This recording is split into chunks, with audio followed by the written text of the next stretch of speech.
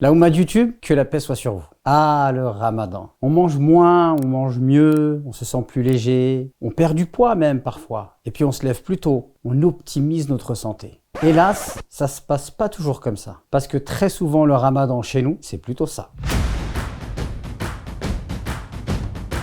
Pour ceux qui en doutent, selon l'Institut Solis, les musulmans dépenseraient 30% en plus dans les dépenses alimentaires pendant le mois de ramadan. Ce qui correspondrait, toujours selon l'Institut Solis, à 350 millions d'euros en plus dépensés dans la nourriture par les musulmans de France. Il y a là un paradoxe évident, une grande contradiction, et je vous propose de parler de tout cela dans cette vidéo, restez avec moi.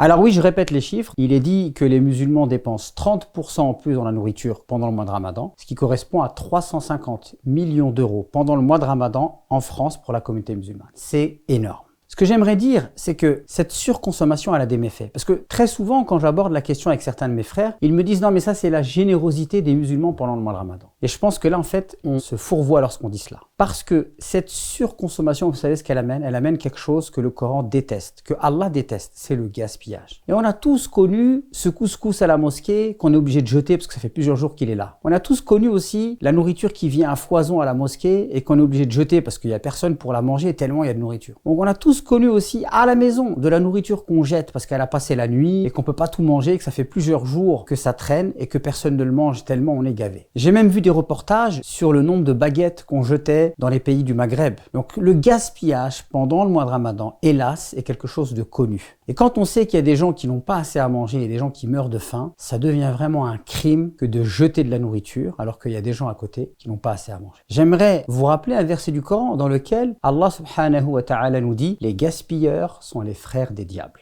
Alors mes très chers frères et sœurs, qu'est-ce qu'on peut faire? La première chose, je pense qu'il est primordial de développer un état d'esprit. Cet état d'esprit, c'est accepter d'enrichir sa culture. Parce que très souvent, les gens gaspillent parce que c'est culturel. Ils sont habitués, lorsque c'est le ramadan, à cuisiner. D'ailleurs, très souvent, lorsqu'on débute le ramadan, eh bien, les commerces musulmans sont surchargés. Parce que les gens veulent absolument faire les gâteaux du ramadan. Comme si le ramadan avait des gâteaux. C'est incroyable. Il faut accepter d'enrichir sa culture. Enrichir sa culture, c'est être capable d'interroger ce que l'on fait et de voir est-ce que ça a du sens ou non. Est-ce que cela est en relation, est en harmonie avec les préceptes et les principes de l'islam et avec ce que l'on recherche pendant le mois de Ramadan. Parce que si le mois de Ramadan, c'est s'abstenir la journée et se goinfrer le soir, alors on est sorti du cadre de ce qui est recherché par le Ramadan. La pratique du jeûne du mois de Ramadan est quelque chose de noble, avec des finalités grandioses. Et toute personne qui se permet de les saccager par le fait de se goinfrer le soir, eh bien en fait est en train de passer à côté de l'essentiel du mois de Ramadan. Et j'aimerais profiter de cette vidéo pour envoyer un message à mes sœurs. L'objectif du ramadan n'est pas de vous enfermer dans la cuisine. L'objectif du ramadan, c'est pas que chaque jour vous passiez des heures et des heures sur YouTube pour chercher la dernière recette que vous allez pouvoir faire. L'objectif du ramadan, c'est pas ça, mes chers frères et sœurs. L'objectif du ramadan, c'est d'obtenir la taqwa. L'objectif du ramadan, il est spirituel. Donc même si vous cuisinez que très peu pendant tout le mois de ramadan, croyez-moi, vous ne commettez pas un crime. L'objectif du ramadan, et là j'envoie ce message à mes frères, c'est de faire en sorte que nos épouses aient la vie facilitée pour les tâches ménagères, pour qu'elles puissent elles aussi lire le Coran, faire du dhikr, écouter des conférences, prier, invoquer Allah. Donc accepter d'enrichir sa culture, c'est tout simplement peut-être prendre l'habitude de manger souvent la même chose, des plats simples, rapides à effectuer et des plats qui sont healthy, qui sont bons pour la santé. Et même d'aller chercher des connaissances dans le domaine de la diététique. Parce que lorsque l'on a jeûné pendant plusieurs heures, on ne peut pas rompre le jeûne avec n'importe quoi et de n'importe quelle manière. Il y a ici le fait de respecter son corps dans la manière de rompre le jeûne qui est extrêmement important.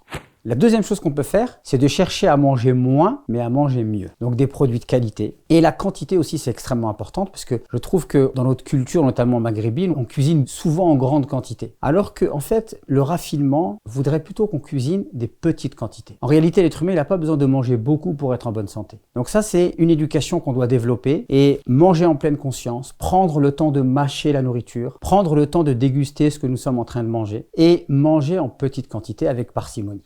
Et enfin, la troisième chose, je sais que c'est une chose qui est rare chez les Maghrébins, mais c'est d'évaluer les quantités. Parce que quand vous prenez un livre de diététique et vous voyez la quantité que vous êtes censé manger et la quantité qu'on met dans nos assiettes, il y a très souvent une énorme différence. Et apprendre à revenir à des quantités beaucoup plus raisonnables, c'est un bienfait pour tout le monde. C'est un bienfait pour soi, pour sa santé. C'est un bienfait d'un point de vue économique, mais c'est un bienfait aussi pour la planète. Donc c'est important d'évaluer les quantités. Et ça fait partie des éléments qu'on devrait intégrer à notre culture. Donc le Ramadan peut être pour nous l'opportunité de progresser et d'évoluer dans notre rapport à la nourriture et de s'interroger sur ce gaspillage et cette surconsommation et ainsi grandir spirituellement parlant et grandir d'un point de vue éthique. C'est vraiment une occasion à saisir, je compte sur vous et je vous dis à très bientôt pour d'autres vidéos. Si vous avez des astuces vous aussi pour ne pas gaspiller pendant le mois de Ramadan, manger de manière healthy et faire des plats rapides, n'hésitez surtout pas à les partager avec nous en commentaire. Je vous invite également à partager cette vidéo, à la liker, à vous abonner et à activer la petite cloche.